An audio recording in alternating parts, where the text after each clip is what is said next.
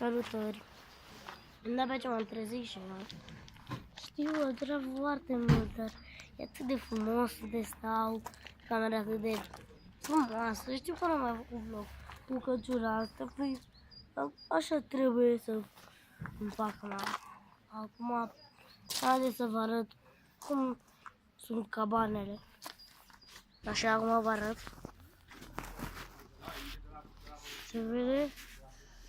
Se vede, uitați. E extraordinar de frumos acolo. V-aș și recomanda. Deci, Vila Ștefania, sau nu mai știu cum. Căutați mai bine Vila Ștefania. Pentru că ce să vă pierdeți voi timpul decât să căutați Vila Ștefania și tot așa. Da. Eu cred că e primul meu vlog în zona munte. De fapt, nu cred.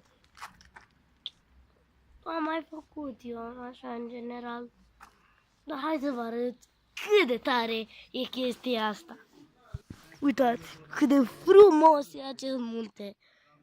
Voi vedeți? Și ne simțim aici. Știu că e ciudat acum filmez. Mă prind de acolo. Tot acolo stăteam eu. Când filmam prima oară. Am început prima oară și fix cabana aia m-am arătat-o eu. Acolo și stau. Acolo sus. Nu știu dacă am nimerit din prima. Stați un pic să văd. Nu, stau în partea cealaltă. Nu m-am dat și eu seama. Acolo stau. Sus. Hai că vă fac și eu o reclamă.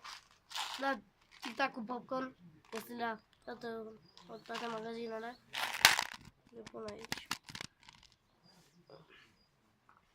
Și da, știu că mai am și puțină baterie la telefon, e ceasul, da să văd acum,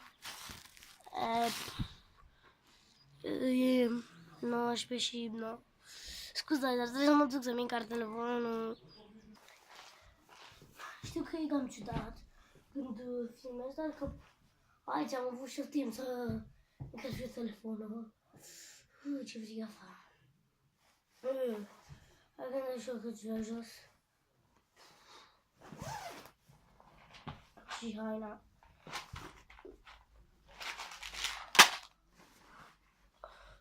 Dacă vedeți acest video, să nu uitați de, primul rând, de like jos aici, să vizionați alte videoclipuri de la alți băieți. Uitați acolo, nu știu cum pot să arăt eu, dar acolo trebuie să vedeți și alte videoclipuri.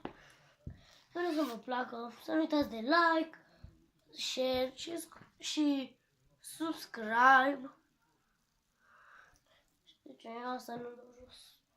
Știu că e ciudat că filmez, doar că altfel n-am avut.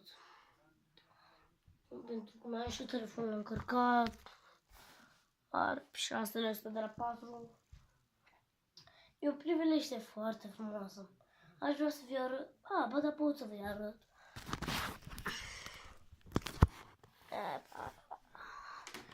Stați un pic.